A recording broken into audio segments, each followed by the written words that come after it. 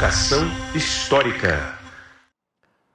Olá, olá, olê, olê, olê, olá. Está começando minha convidada especial, mais um Provocação Histórica, temporada 2025.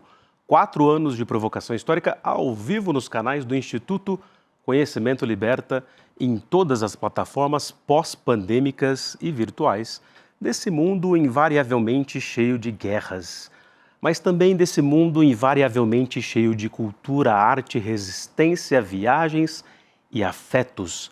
Senhoras e senhores, a essa altura, vocês já sabem, eu sou o Lindener Pareto, um professor de História no Brasil e numa América Latina que tem um intenso, violento, virulento e ao mesmo tempo poético passado pela frente. E estamos aqui na quinta agora temporada do Provocação Histórica, exatamente para trazer um pouquinho dessa história, dessa arte, dessa cultura do Brasil, da Latinoamérica e, evidentemente, de todos os continentes desse planeta azul que se sabe cada vez mais condenado. E que, pelo andar da carruagem, como dizem os velhos marxistas, se o modo de produção, como ele é, não parar, a gente se sabe absolutamente condenado. E é por isso que a gente vem narrando coisas bacanas aqui para tentar expurgar um pouco os demônios do passado. E, por falar nisso, eu tenho uma convidada absolutamente especial, genial. Ela é escritora, ela é jornalista, ela é fotógrafa, ela é especialista em direitos humanos. Ela é, como ela gosta também de dizer, uma latino-americana, mas que tem sua origem no coração pulsante da indústria, digamos assim, moderna e automobilística do ABC. Ela é Bruna Ramos da Fonte. Seja muito bem-vinda ao Provocação Muito Histórica. Obrigada, e você é um poeta, né? Muito obrigado. Minha mão está gelada, mas meu coração está quentinho. Está quentinho. Seja muito bem-vinda, que alegria a gente conseguir fazer essa prosa, né? Meu conterrâneo, né? Exato. Diretamente do ABC paulista, das lutas sindicais, das indústrias, né? E tudo aquilo que compõe o nosso grande ABC paulista, né? Exato, que a gente falava nos bastidores que, como o Drummond fala, que Itabira está na alma dele, calçado de ferro, coração, sangue de ferro. A gente tem essa coisa, da, digamos, melancolia do ABC. Que é muito particular, né? Tem certas coisas que só a gente que é do ABC entende, porque apesar da gente estar muito perto de São Paulo, tem um comportamento muito próprio, tem uma expectativa muito própria. Até um certo ponto, nós que somos do ABC fomos criados, várias gerações aí, para trabalhar na indústria, para realmente seguir esse caminho. Então, existem desafios, existem pensamentos, a psicanálise, do ABC, ela é muito particular o nosso comportamento, E também forjou as pessoas que somos nós dois aqui, Exatamente, Praticamente da mesma geração e eu em Santo André, você em São Bernardo, mas você mora em Santo André, Nascida em São Bernardo, apenas nascida, mas morando em Santo André desde sempre. Olha só. Pertinho de onde você nasceu, Descobri hoje. Exato, no Hospital Cristóvão da Gama. Interessante você falar isso para a gente pensar esses afetos das viagens e dos seus estudos e do seu romance aqui. De formação, porque por conta de vários lutos e tal, me reconectei com a história de Santo André mais uma vez. E aí, o Hospital Cristóvão da Gama, o dia 8 de abril, aí eu tinha uma fantasia assim de infância, que era que eu tinha nascido no dia 8 de abril e Santo André tinha mudado o dia do aniversário para o dia do meu aniversário, e não o contrário. Mania de grandeza, Mas, enfim, era uma fantasia. Já levou para análise? Várias vezes. Várias vezes. Mas claro que era um xiste, Mas, Bruna Ramos da Fonte, vamos falar desse sobrenome aqui também, mas ela está aqui, entre outras coisas e causas, porque ela também escreve biografias, escreveu a biografia do Sidney Magal, a gente vai falar disso. Roberto Menescal e Bossa Nova, Tem Exatamente. Tantas coisas. É um universo variado, um mundo de sensações. Exato. E eu fiquei maravilhado, que apenas uma mulher latino-americana. Tá aqui, fechou em mim aqui, bonito.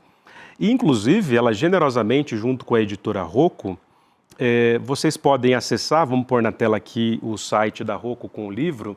Vocês podem acessar até o dia 31 de janeiro, que vocês têm 50%, não é isso, Bruna? 50% de desconto no livro da Bruna. Exatamente. Não é isso? É um presente para o público aqui do ICL, Então faça você o jabá com a sua voz. E para você que quer adquirir apenas uma mulher latino-americana, uma cortesia editora Rocco, 50% de desconto para você. Maravilhosa.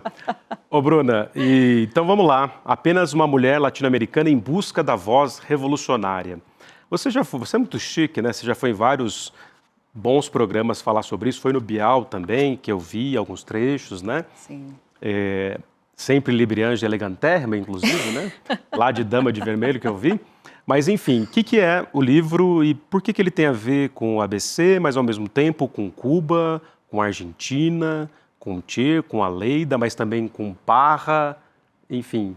Conta para o nosso público. Porque somos todos latino-americanos, né? Muito curioso isso, porque a gente no Brasil não se reconhece como latino-americano, né? Tem uma questão cultural aqui nossa de percepção, né? De autopercepção. A gente é confuso enquanto identidade brasileira, né? Essa coisa da gente ser filho, neto, bisneto de imigrantes. Então, muitas vezes a pessoa se sente mais europeia do que latino-americana. O que é ser brasileiro, o que é ser latino-americano. E a América Latina, ela não está apartada da gente. Na verdade, ela está dentro de nós. E às vezes eu vejo as pessoas dizendo assim, como é que eu faço para conhecer a música latino-americana? E eu pergunto, o que você escuta? Eu escuto Chico Buarque, Djavan. Então, você já conhece música latino-americana, né? Porque isso já é música latino-americana.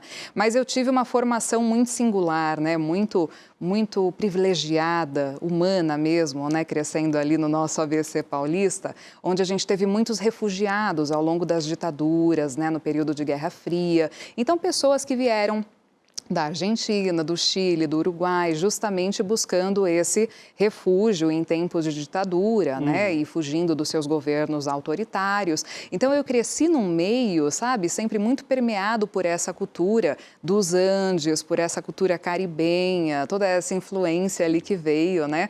Dessas pessoas que eram amigos da família. Então, entre empanadas e conversas ali, depoimentos, e sempre ouvindo, né? Aquelas histórias que pareciam lendas, porque a gente fala assim, nossa, mas como é que isso aconteceu num passado tão próximo da gente, né?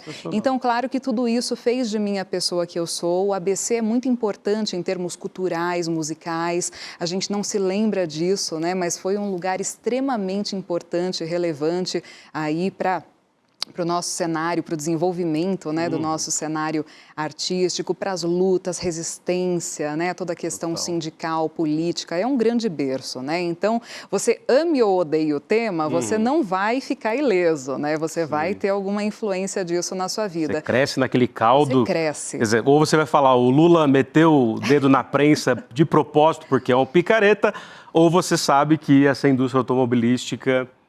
ela é brutal e etc. Exatamente. E vários perderam o dedo, ele foi um dos... Que não é nada demais, né? não é um grande evento. O meu irmão mais velho... Muitas pessoas da família. Meu irmão mais velho, exato, com 16 anos, perdeu o dedo em passaram pela fábrica. mesma coisa, porque né? é uma rotina. Então, assim, essa questão mesmo, né, do trabalho, do repensar o trabalho, os direitos do trabalhador, né? E eu tenho uma avó sindicalista. Então, a avó por parte de... por parte de pai. Então, imagina só, minha avó sindicalista da POSP, ela ainda trabalhava quando eu era criança, Caramba, né? professora? Me levava junto, professora, revoltada, ia para Brasília, do ensino básico, manifestava. Então, minha avó era muito ativa, né? Então, é claro que isso também teve uma influência muito grande. Então, a minha influência foi política, foi cultural, foi familiar, foi social, né? Em todos os aspectos eu tive essa influência e foi muito bonito, né? Poder agora, depois de tantos anos de carreira, esse ano aqui eu estou fazendo 19 anos desde a publicação do meu primeiro livro, poder chegar no Apenas uma Mulher Latino-Americana, que é o meu livro mais pessoal, mais autobiográfico, porque ele vai costurando o que é a música de protesto, com a minha história de vida, com a história de todos nós brasileiros, como um convite mesmo para a gente refletir sobre essa questão da identidade latino-americana.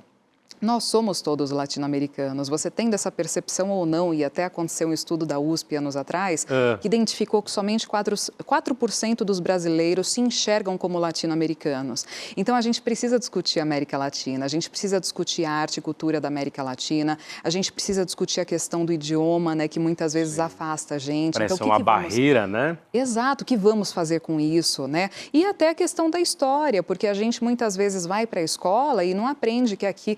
você entende que lá no Egito tem pirâmide, mas você não aprende que aqui na América Central você também tem uma cultura super riquíssima. A gente ainda está muito preso àquela história contada pelos colonizadores, né? Então, meu livro também vem a serviço disso, de recontar alguns aspectos da história, de refletir, né, sobre essa história, da qual todos somos filhos e estamos pagando preço, como você mesmo disse no início do programa. Impressionante. Bruna Ramos da Fonte, que maravilha. E você faz aqui uma coisa extraordinária que dá inveja tanto em literatos pura e simplesmente ou em historiadores pura e simplesmente, que é conseguir fazer as duas coisas direito, né? E poeticamente, nesse caso aqui como é mais autobiográfico, fazer isso de uma maneira impressionante, que é costurar afetivamente, mas também politicamente. E aí me chamou a atenção uma questão que o Bial fez para você, que é típico dos recursos, às vezes, da grande mídia, que é falar, bom, mas tem um componente ideológico aí no seu livro. Aí eu, como historiador, falo, pô, Bial, você sabe melhor que ninguém, que é claro que tem, né, meu filho? Claro. É óbvio, porque tudo é ideologia, né? Então, como é que você vê essa questão da ideologia? Se tudo é ideologia e política, isso não é uma questão, isso é o dado já colocado pela voz sindicalista, pelo ABC, pelas tensões políticas, né? Que evidentemente poderiam ter te levado para um lado mais reacionário. Por exemplo, minha família no ABC, boa parte dela era família operária reacionária. Claro. Não era ligada aos movimentos sociais de reivindicação de justiça social, né? Tinha uma formação bem mais reacinha, digamos assim. Então, quando eu fui para a universidade e o Lula estava prestes a vencer a primeira eleição finalmente, né? Eu lembro que eu colei o adesivo "Chegou a hora, agora é Lula", né? Mas colei assim com um certo medo de andar e as pessoas me criticarem por aquilo, porque tinha isso já na família, né? Muito louco, né? Não, pois é uma coisa... Você respondeu o que é ideologia, quero uma para viver, já que Cazuza também está nessa história, né? Pois é, eu sempre tive muita consciência, né, de quem sou, de onde venho. Todos os eventos, os acontecimentos da minha vida me trouxeram, né, a esse lugar onde eu estou hoje. Não tive uma origem fácil, né, e até no livro conto um pouco do que é a minha família, dos imigrantes, da situação que vieram para cá. Então, é claro que tudo isso, até a realidade social, né, da minha família, dos meus antepassados, também me despertou muito para isso, né? Então, eu sou uma pessoa que tudo se embasa nessa ideologia, não tem jeito. Eu sou uma pessoa... E eu costumo dizer também o seguinte, eu sou a irmã mais velha, então eu aprendi a dividir muito cedo, então não tem como ser diferente disso, né? Eu sou sempre uma pessoa que está pensando no coletivo, que está pensando no próximo, que está pensando no outro. Isso faz parte da minha composição de história, minha composição humana, minha composição familiar, né? Não tem jeito. E é interessante porque, apesar da minha avó sindicalista, em casa, assim, minha família... A sua avó sindicalista minha parece... avó sindicalista? Parece o ato falho da psicanálise, né? Minha avó e minha voz. Minha avó sindicalista, né, que se criou ali naquele momento, mas apesar disso, meu pai e minha mãe não eram pessoas muito da política, mas eram desse lado da arte, né, de ouvir a música. E é claro, quando você escuta uma música que é uma voz política, quando você escuta Mercedes Sosa, Tarancon, Raíces de América, Silvio Rodrigues, Pablo Milanês, você precisa ser uma pessoa realmente muito alienada para não entender, para não captar toda aquela ideologia que está por trás, que está embasando aquilo. E é óbvio que o meu envolvimento político também começou muito cedo. Eu comecei a frequentar os meios políticos, partidários e tudo mais muito cedo também, né?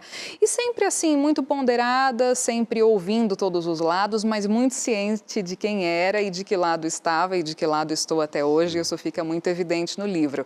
E até no texto de apresentação do livro, né, o Pedro Vasques, meu editor, que é editor do Frei Beto, da Clarice Lispector, ele escreveu um texto belíssimo, né, que está na orelha do livro, que ele fala que esse livro ele une duas facetas da Bruna, dois aspectos meus, né? Que é a militante com a erudita. E é assim realmente que eu me vejo. E esse livro é isso, é a tradução dessa pessoa que eu sou, que não é uma pessoa de extremos, que é uma pessoa ponderada, mas que é uma pessoa muito ciente e consciente do seu papel no mundo e do papel da sua arte, inclusive. Maravilha, excelente. Eu sou suspeito aqui, vim até homenagear você nessa prosa aqui que a gente conseguiu fazer, com a camisa aqui da Estrela Vermelha, às vezes solitária, mas também que já foi grande realidade nessa América Latina que em outros momentos, principalmente na Guerra Fria, né? Mas não só, mas conseguiu emplacar uma revolução como a Revolução Cubana, né? Ao mesmo tempo, isso tem o Salvador Allende no Chile, tem o João Goulart no Brasil, quer dizer, né? Houve um momento que, de fato, eu e você provavelmente nem tínhamos nascido e só fomos ver isso depois, mas em que houve uma possibilidade de um mundo alternativo a esse mundo neoliberal que aí está, né?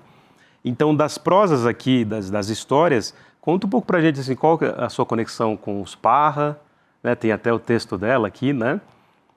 mas também com a questão do Che Guevara, e você conheceu a Leida também, né? Fala um pouco dessas histórias.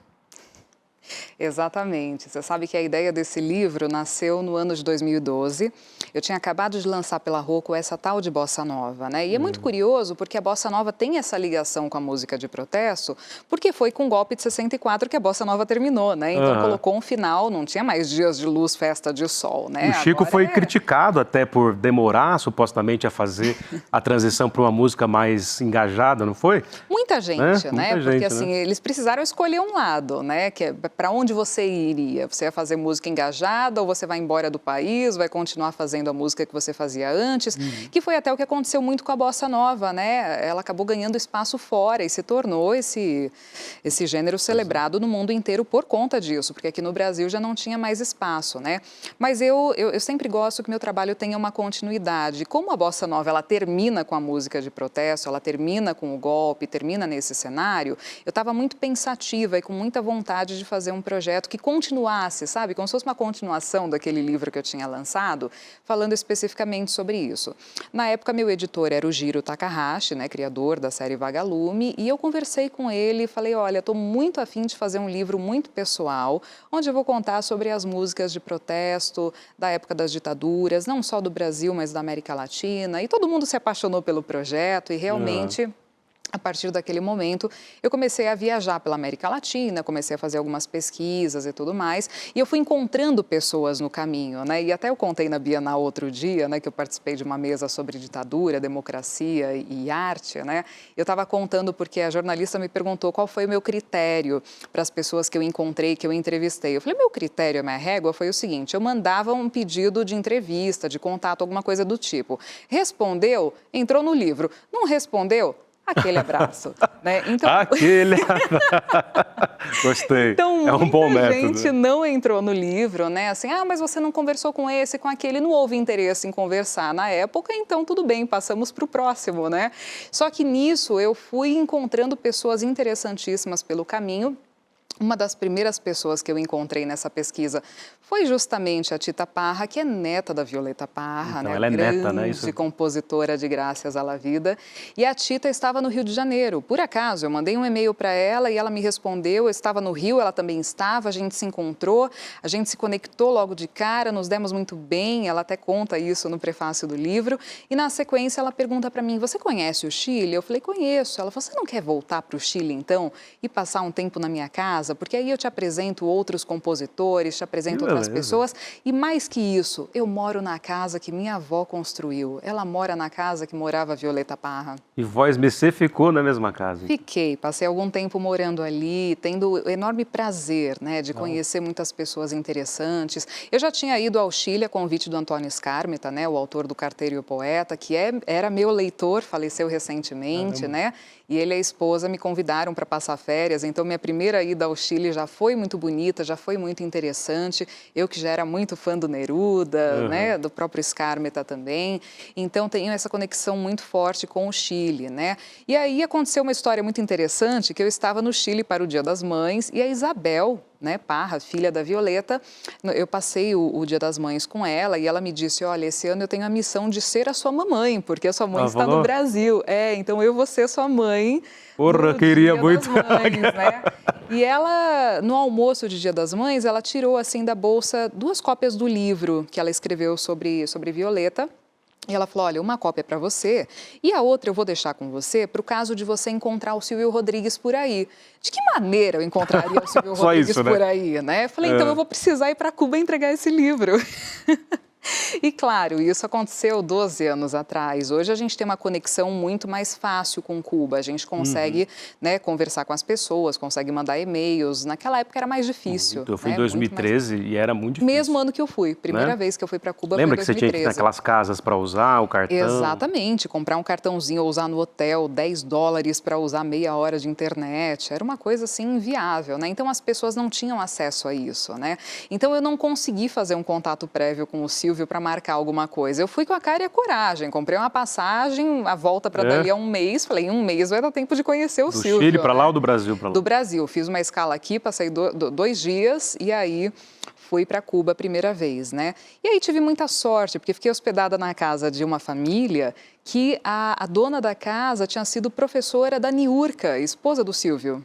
Caramba. Então, tinha uma amizade, já conhecia, ela fez 1 ou 2 telefonemas e rapidinho eu já estava ali em contato com o Silvio Rodrigues e foi uma das conversas mais inspiradoras que eu tive na minha vida, né? Porque o Silvio, ele é um revolucionário, isso que a gente estava falando agora sobre identidade, sobre ideologia e tudo mais, ele é uma pessoa tão consciente, né, da identidade, da história dele, do país dele, dessa conexão e da função dele como artista, da voz revolucionária que ele tem, né? Então, esses encontros foram acontecendo, aí teve um outro dia que alguém comentou comigo que, olha, a família do Che Guevara mora aqui por perto, a filha dele está sempre no Brasil, participa de eventos. Falei, eu vou lá conhecê-la então. Daí bati na porta, sou Bruna do Brasil, de São Bernardo do Campo.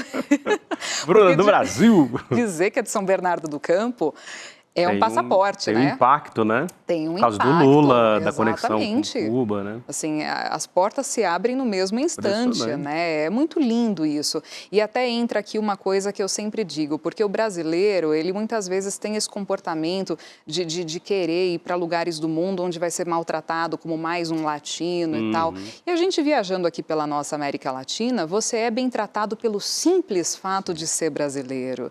Então, eu me sinto muito bem, muito confortável, muito feliz, né, em viajar pela América Latina por conta disso. E tive outros encontros fantásticos também, o poeta Tiago de Mello, né, que foi uma pessoa maravilhosa na minha vida, muito importante também nessa época, nesse momento. Tive também o filho da Mercedes Sosa, Fabiano, meu amigo que já faleceu também. Então, eu tive a sorte de iniciar essa pesquisa num momento em que todas essas pessoas ainda estavam aqui, estavam vivas, muitas delas já não estão, viraram lembrança nas páginas do meu livro, né? E só que quando efetivamente a gente retomou o projeto de publicação do livro, o mundo já estava ficando sinistro, né? Um contexto de polarização, de primavera árabe, todos que vieram, que estava começando a querer acontecer, né? Então, o livro, inicialmente, a gente publicaria pelos 50 anos do golpe em 2014. Não tinha muito clima para isso, aí ficou guardado na gaveta. Em 2022, a gente retomou esse projeto. E aí você imagina, né? Porque eu nunca deixei de alimentar essa pesquisa, de ler sobre, de fazer minhas anotações.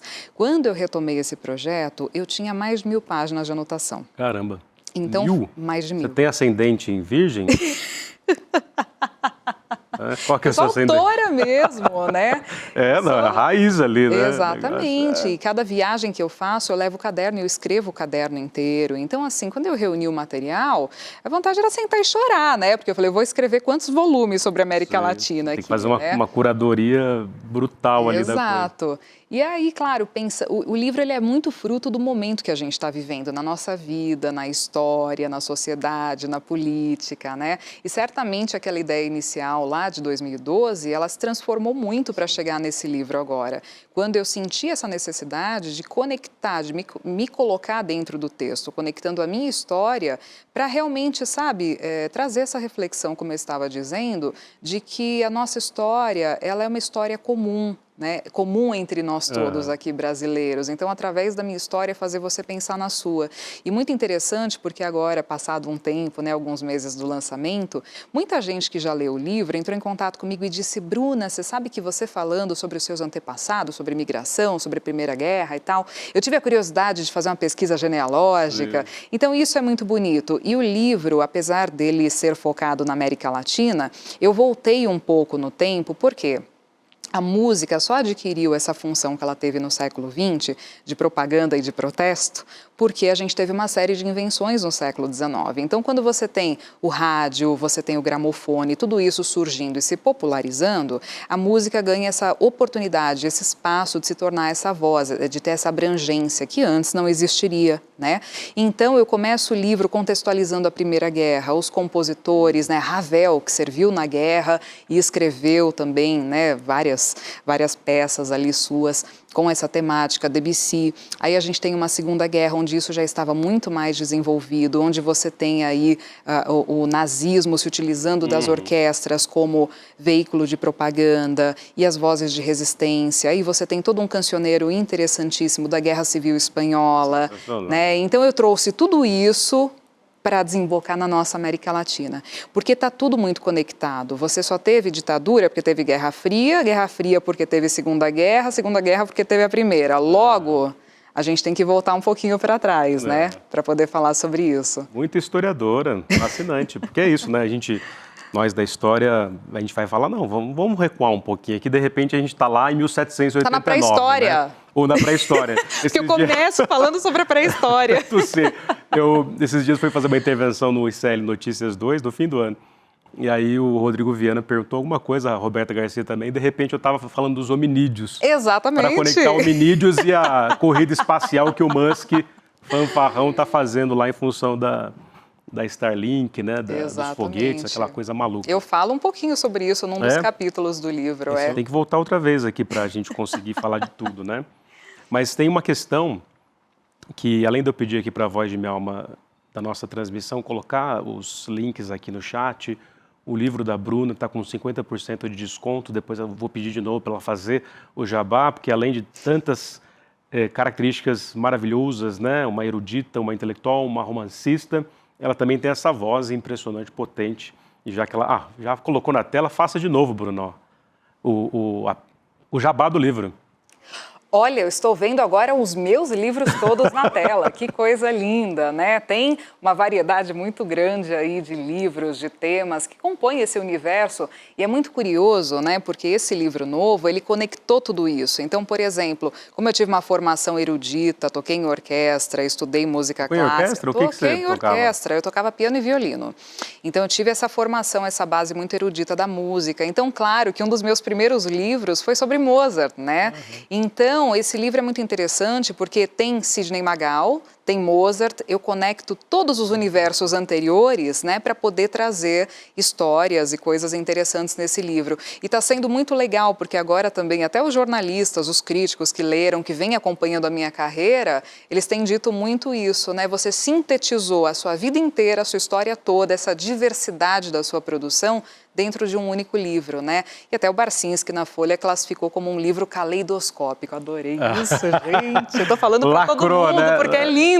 O livro lacrou demais. Parabéns, que legal.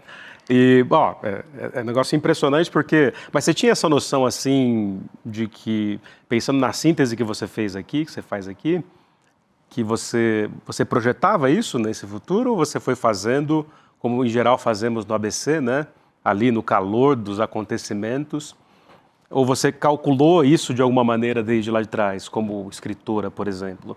Não, uma coisa que me trouxe, né, para esse momento de vida que eu estou hoje é que eu sou uma pessoa muito curiosa, desde criança, desde pequena, sempre gostando muito de aprender, sempre querendo ouvir histórias, entender como o outro pensa, porque pensa, de onde veio, sabe? Eu sempre tive muita curiosidade e sempre gostando de pesquisar, eu infernizava meus professores na escola, porque o professor falava de um tema que eu gostava, né? De história, de ciências, de tudo que você puder imaginar, porque às vezes entrava num assunto que eu gostava e eu fazia uma pesquisa paralela, que não tinha a menor necessidade de fazer, né, que ninguém tinha pedido, sobre aquele tema, e eu aparecia com o dossiê na escola, né, sobre aquilo. Então, eu fazia muito trabalho extra, né. E era aluna exemplar, né? Eu adorava, sempre, sempre, mas também era bem anarquista como aluna, tá? Eu passei por 8 colégios até me formar, porque ninguém então me aguentava. A senhora causou. Como eu causava. O que você fazia? Você contestava? Eu fazia a revolução. Tipo, eu queria fazer a revolução.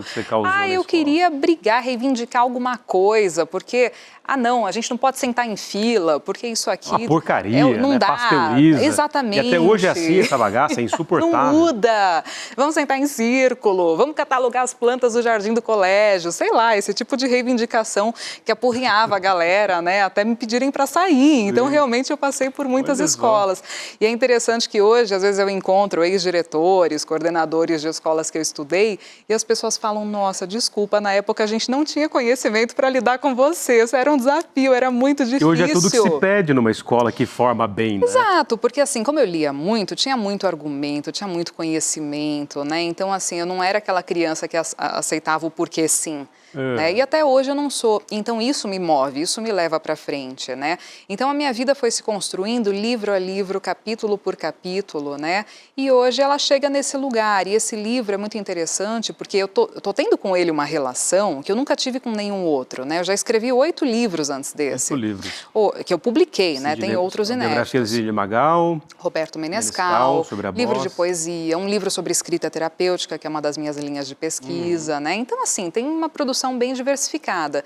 Mas esse livro aqui, eu me vejo tanto nele, eu me sinto tão traduzida nele, plena nele, que desde que ele chegou para mim, e ele chegou no dia 8 de março de 2024, olha que dia simbólico que chegou a caixa da editora na minha casa, eu já devo ter lido ele pronto umas 10 vezes. Eu nunca tinha feito isso com um livro meu, porque normalmente quando chega, você quer um espaço, porque você passou tanto tempo imerso naquele projeto, que você quer dar um tempo dele, você não quer reler, você não quer curtir o livro impresso, você vai reler às vezes 5 anos depois, né? Esse livro não, qualquer intervalinho que eu tenho, deixa eu lá ler um capítulo dele, e sempre sabe? tem a canção também, né? Exatamente, então é um livro muito especial, muito interessante. Lindamente.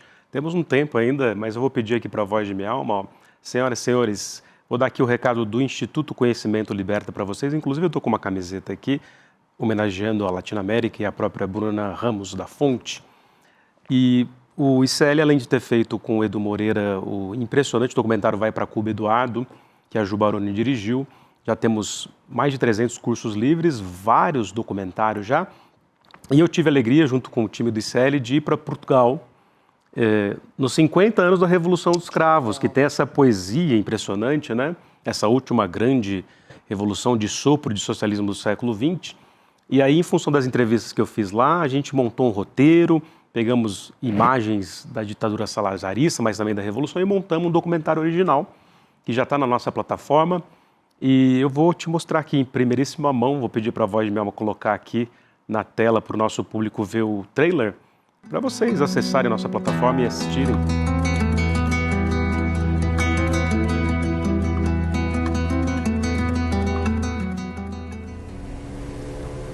Havia transcorrido 25 minutos desde que o relógio assinalara a 0 hora daquele dia 25. Era o mês de abril do ano de 1974.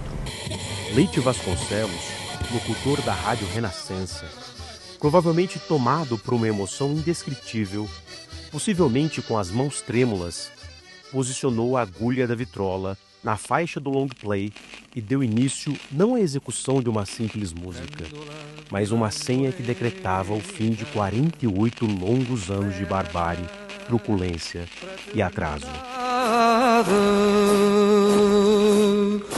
O povo é quem mais ordena.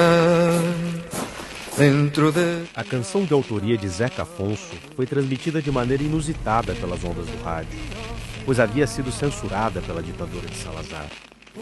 Não se tratava apenas da transmissão de uma música proibida, mas de uma senha que informava que a revolução seria naquele dia e que os militares deveriam mobilizar forças para tomar os pontos estratégicos do país, especialmente em Lisboa.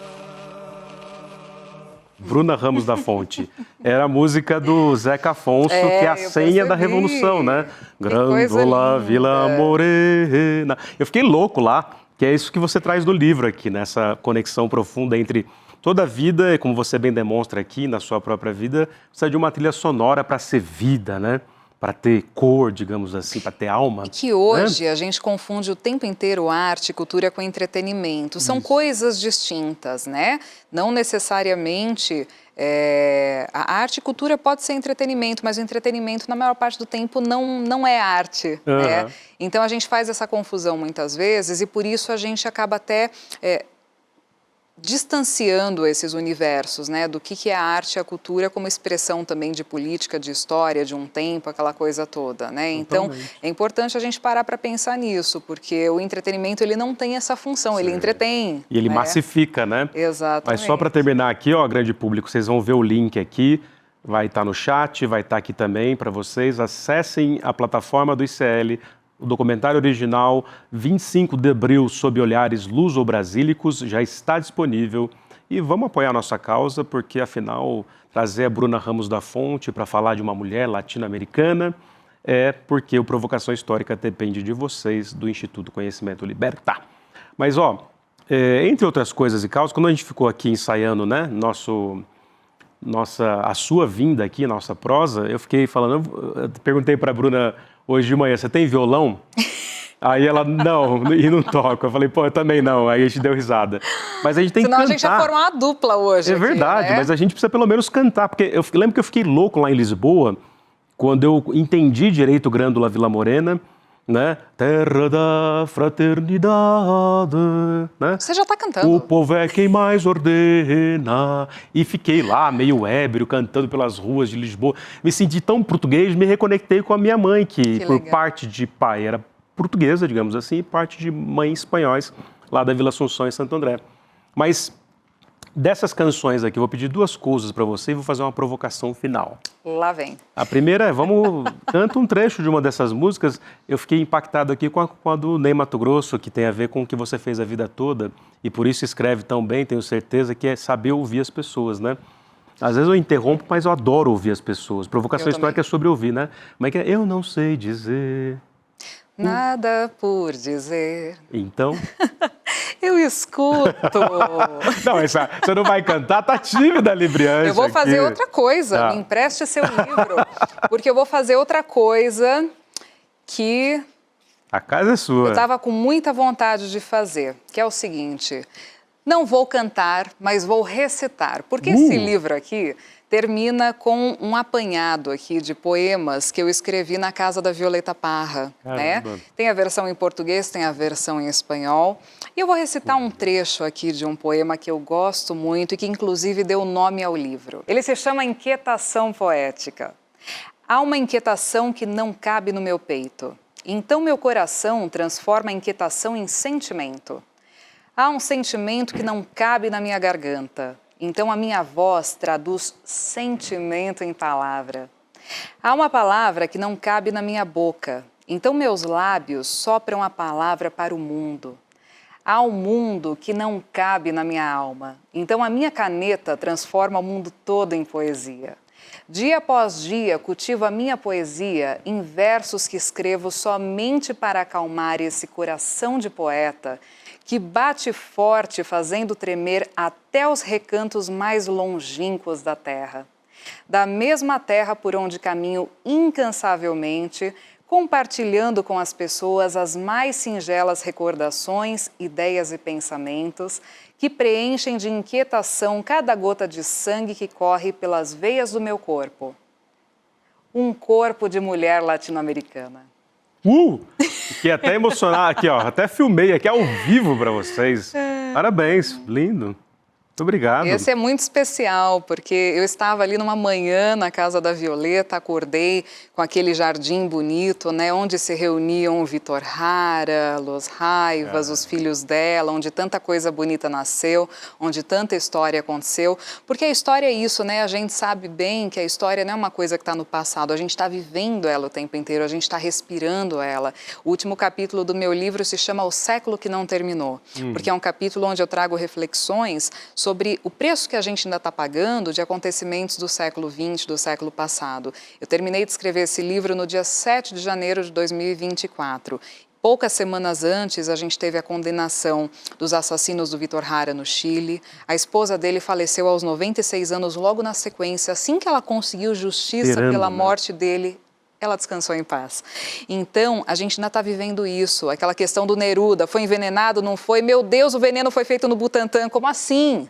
Impressionante isso, né? E tudo indica que sim, né? Pois é, então o tempo precisa passar para que a gente também, os arquivos comecem a se abrir, para que os pactos de silêncio sejam quebrados e para que a gente comece a realmente entender o que aconteceu. E isso muitas vezes leva décadas para acontecer, né? Então esse livro é isso, ele é um apanhado, né, de todas essas histórias, de todas essas questões. Ele passeia por muitos temas distintos, né? Então são vários ensaios que começam num lugar para chegar a outro completamente distinto. Então, você falou agora há pouco da corrida espacial, tem um texto que eu começo falando sobre os bilionários que não têm compromisso com nada. Você querer explorar Marte, no mesmo sistema que exploram aqui, né? Mas, na verdade, aquilo tudo era um caminho para chegar onde eu queria, que era para falar sobre a obra da Yoko Ono. Que é sensacional. Que é sensacional, né? E que foi a grande influência, né, do John Lennon, que se tornou o homem que ele tinha ali capacidade de ser quando encontrou essa mulher fantástica. E sempre invertiam a história. Eu crescemos no patriarcado dizendo que aí ela separou os Beatles, tudo culpa dela. Lembra dessas histórias que a gente ouvia? Como se ela fosse a culpada até quase pela morte do próprio John Lennon, que desvirtuou a vida dele. Muito pelo contrário, ela salvou esse cara várias vezes, né? Então, assim, eu trago muitas mulheres inspiradoras e interessantes, né? Até tem um capítulo sobre Hemingway, né? Que tem a questão ali com a Guerra Civil Espanhola, que tem a casa dele em Cuba maravilhosa, que eu fotografei ano retrasado, uma casa lindíssima. Só que, na verdade, o texto sobre o Hemingway, ele é um pretexto para falar da Martha Gellhorn, que foi uma das esposas dele, que cobriu guerras numa época em que mulher não ia para a guerra. É lindo, né? O filme é muito bom e os livros dela são fantásticos e ela é muito mais do que apenas uma das esposas do Hemingway. Exato. Não, eu nem conhecia direito, eu nem lembrava quando eu vi o filme a primeira vez que ele tinha feito essa incursão na Guerra Civil Espanhola, mas aí eu fiquei apaixonado por ela, né? E claro, os atores e atrizes ali são geniais, né? O ator quem faz é o Javier Bardem, não é? Não, é o Clive Owen. Inesquecível. Não é o Clive Owen? É? E a atriz eu esqueci, é a... Putz, assistam Gellhorn e Hemingway. Assistam, a loira, gente, maravilhosa. Como é que é o nome dela? Não, eu sou também. Péssima com nome. Por falar em loira e Marilyn Monroe, Hollywood e a vitória do Globo de Ouro, fala um pouco sobre o Ainda Estou Aqui, a vitória da Fernanda Torres, pensando também na perspectiva de duas grandes mulheres brasileiras, né? A Fernandona, a Fernandinha. Exatamente, né? E a gente se deparando mais uma vez com um belíssimo motivo para a gente se orgulhar do Brasil, da nossa cultura, da nossa literatura, do cinema nacional, né? Porque a gente vê que tem também essa desvalorização daquilo que é nosso. E as pessoas não estavam botando fé que ela ia ganhar, né? E de repente ganhou e mostrou aí para o mundo que a gente tem muita coisa boa, que a gente tem muita arte, que a gente tem muita cultura e incrível, né? Porque é um tema que, não sei, imprevisivelmente chamou a atenção aí do mundo inteiro, até por conta desse cenário que a gente está vivendo, de polarização e tudo mais, que ainda é muito perigoso. Então, é um filme que vem num momento aí para promover uma reflexão importantíssima e para fazer a gente refletir sobre essa desvalorização, né? Aquela máxima, Tom Jobim falava muito que o Brasil não gostava do brasileiro, né? Essas coisas do tipo. Não é para principiantes. E a gente vê que ainda tem muito disso, né? Então, assim, é um belo de um tapa na cara para quem acha que cinema nacional não presta, para quem acha que a música nacional não presta. Eu escuto tanta gente que vira e fala assim, eu não escuto música brasileira. Você não sabe o que você está perdendo, né? Ou que não lê. Então, assim, a gente tem aí dados muito preocupantes que mostram cada vez menos o brasileiro lendo. E ler mulheres, então, né? Questões patriarcais, históricas, as pessoas não estão acostumadas com aquilo que a mulher tem a dizer. Inclusive, essa é uma questão que no meu trabalho é muito presente. Eu sofro muitos ataques por ser uma mulher que escreve sobre o que eu escrevo, porque eu escrevo sobre coisas sérias. Sim. A mulher, ela é colocada nesse lugar de que tem que escrever sobre amenidades, né? Exato, coisas do cotidiano. Então, o tempo inteiro eu levo uma porrada, né, de homens. Ao mesmo tempo, é claro que tem muitas mulheres que se inspiram, poderosas, né? É claro. Você acha que as mulheres, em função do próprio patriarcado e se organizando para resistir a tempos contra e criar um novo mundo, elas são, entre aspas, naturalmente mais generosas? Porque eu tenho essa impressão. Muitas mulheres, inclusive minha namorada, que chama Bruna, ela fala lindo. Que, né, isso é maravilhoso, ela diz que toda vez que vem uma mulher como convidada, né, a prosa é outra. A prosa, ela fala sempre isso, a conversa é generosa, enfim, envolve um outro tipo de generosidade que nós, os homens, não conseguimos ter em termos de reconhecer o trabalho dos outros, das outras, sobretudo, né? Eu acho que isso cada vez mais está acontecendo, né? Porque também a gente tem que parar para pensar que essa questão patriarcal, misógina e tudo mais, ela não vem só do homem, vem de um comportamento social que é estrutural e que é cultural, né? E que acaba impregnando aí um pouquinho influenciando a vida de todo mundo. Então você tem muitas mulheres extremamente machistas. Eu já ouvi coisas absurdas de mulheres, assim, né? Exato, assim, sabe? De isso não é lugar para você, mulher tem que ficar em casa, mulher não pode ficar por aí viajando, porque eu viajei sempre pela América Latina sozinha. E a gente está falando de um território que é considerado pela ONU o mais perigoso do mundo para mulheres, né? Em termos de violência. Evitável, né? Exatamente. Só não é mais perigoso que zonas de guerra. Então, ou seja, é uma zona de guerra. É uma zona de guerra constante, porque a gente tem os índices de feminicídio que são horrorosos, né? E eu sou uma mulher que saiu por aí com a sua câmera, com o seu caderno, viajando sozinha pela América Latina. E é claro que isso trouxe reações, principalmente até de pessoas da minha família, sabe? De pessoas com uma cabeça um pouco mais antiga. Isso não é coisa de mulher que se preze, de mulher que se respeita, esse tipo de coisa. Então, a gente vivencia isso ainda. Mas, principalmente as mais jovens, e é muito legal, porque eu sempre também acabo dando algumas disciplinas em universidades, dando palestras, esse tipo de coisa, e eu vejo as meninas ali que estão entrando na faculdade, 17, 18, 19 anos, elas estão buscando uma heroína, elas estão buscando modelo, né? E muitas delas acabam criando essa relação comigo mesmo, sabe? Porque a gente, historicamente, não tem grandes modelos. Você olha, de repente, para trás na história da sua família, mães, avós, tias e tal, muitas vezes foram pessoas submissas, foram pessoas que se apagaram, que fizeram essas escolhas que a sociedade queriam que elas fizessem. Então, elas não têm modelo. Você vai, às vezes, para o mercado de trabalho, ou você vai empreender, sem ter um modelo, sem ter em quem se espelhar, né? Então, eu fico muito feliz, porque eu vejo principalmente as mulheres mais jovens, e muito jovens mesmo, né? Jovens adultas ou ainda adolescentes, extremamente inspiradas, lendo meus livros, querendo, né, me colocar muito nesse lugar, e eu me sinto muito lisonjeada mesmo, de poder ser uma inspiração, até porque eu mesma me construí porque eu tive mulheres muito inspiradoras. Minha avó sindicalista, minha mãe, minha avó Sueli. Beijo pra minha avó Sueli. Ó, mais uma coincidência do ABC. Minha mãe é Sueli. Jura? Sueli e essa eternamente, né? Sempre será. Que lindo. Sueli da Silva, iguais em todos na vida, como é? Condição Severina, iguais em tudo na vida. Grande Sueli, que era uma dessas mulheres, como a sua avó, inspiradoras, que também enfrentou tudo isso, mas conseguiu ali esse respiro, tinha essa poesia, botava as canções do Vinícius, do Chico, da Mercedes Sosa, eu não entendia pulhufa, só fui entender depois na universidade. A gente aprende por osmose, né? Porque você está ali... Mas tá lá o DNA dela. E esse é um ponto história, que eu tenho né? falado muito, porque assim, a gente só consegue também transmitir para as crianças, para as novas gerações, se existe esse contato, se existe essa troca. Hoje que cada um está com seu fonezinho, cada um está com seu aparelho, cada um está com a sua televisão, a gente não tem mais isso. Porque quando a gente era criança, a mãe colocou um disco, e a minha mãe sempre colocou muitos discos, né? E isso fez parte, assim, essencialmente da minha formação. Porque você, querendo ou não, você tem que ouvir. Você não gosta desse artista, problema seu. Você mora nessa casa e vai ter que ouvir. Vai ter que ouvir, né? E aí você vai aprendendo a gostar, você vai apreciando, você vai tendo essa troca, vai tendo contato. É lindo, né? A gente padece, né, desse momento em que as pessoas estão junto, mas elas não estão conectadas, né? Eu acho que é bem o resumo do nosso tempo. Olha, Bruna Ramos da Fonte, a gente tem tantas outras questões. Tem que voltar para falar do Sidney Magal. Já estouramos todos os tempos aqui, porque a prosa dela é maravilhosa. Parabéns pela trajetória, pela generosidade, por ter vindo aqui.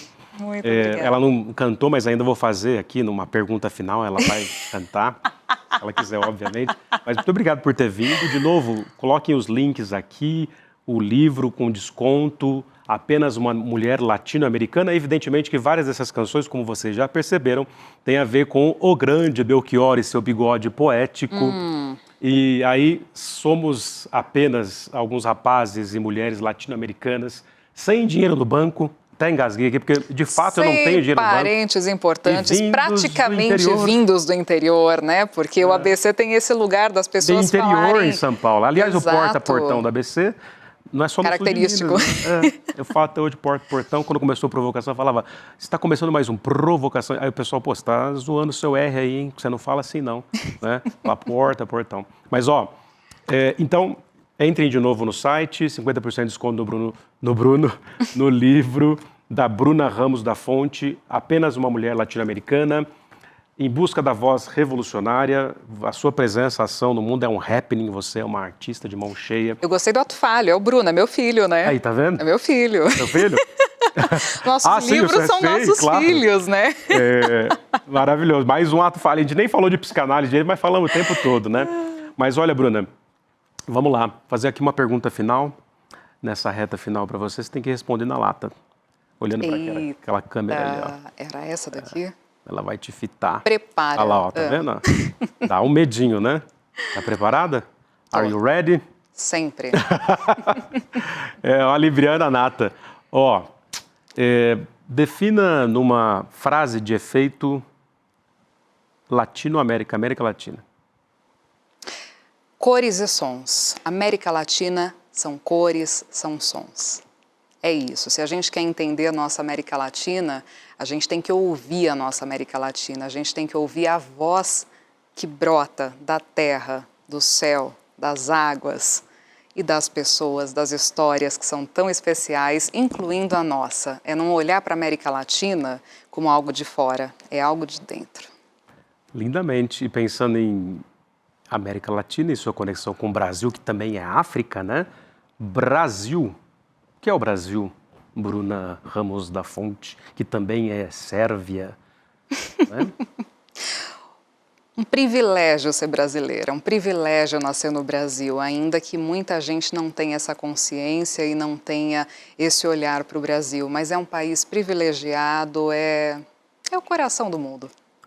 Gostei disso, um dos mais bonitos, um coração do mundo. É o coração do mundo. E por falar em coração do mundo, canta um trecho Belchior comigo. A Canta Palo Seco. Você, eu vou ficar aqui Se você quiser, de plateia. Se você vier me perguntar por onde andei. No tempo em que você sonhava. De olhos abertos ou braços abertos? Te direi? Amigo, eu me desesperava. Sei que assim falando pensas. Que esse desespero é moda, hein? 73. 73. Mas ando mesmo descontente. Desesperadamente. Eu grito em português. Agora nós português, que é a língua mais bonita do mundo. Então vai. Tenho 25 anos de sonho e de sangue. E de América do Sul. Por conta desse destino. Um tango argentino me vai bem melhor que um blues. Muito melhor. Bruna Ramos da Fonte, muito obrigado por ter vindo aqui. Obrigada pelo convite. Gente, tchau. Produção, muito obrigado. Tchau, tchau, tchau. Até a semana que vem. Fala, turma, eu não tenho a menor dúvida que os papos que estão rolando nos encontros de família, com os amigos da escola, com o pessoal do trabalho, está sendo a questão dos mercados. O dólar acima de 6, essa questão do Brasil está tendo uma pressão enorme por ajuste fiscal, a taxa de juros subindo de uma maneira muito rápida e as pessoas estão completamente perdidas em relação ao que vai acontecer com a economia, com o mercado e com os investimentos delas. A boa notícia que eu tenho para todo mundo é que está chegando a data do Mapa da Mina, o nosso encontro anual, onde eu pego e faço o resumo de tudo que está acontecendo no mercado, no Brasil e fora do Brasil, numa linguagem que todo mundo entende, e faço as minhas previsões para o ano que está começando, para vocês poderem investir com muito mais segurança e entendendo o que vocês estão fazendo. Esse encontro vai acontecer no dia 30 de janeiro, uma quinta-feira, às 8 horas da noite. E ele é absolutamente gratuito. Para você se inscrever, é só clicar no botão aqui embaixo. Se inscreve agora e chama todo mundo que você conhece para se inscrever também. Nos últimos anos foi um sucesso incrível e nesse ano vai ser de novo. Um abraço e até lá.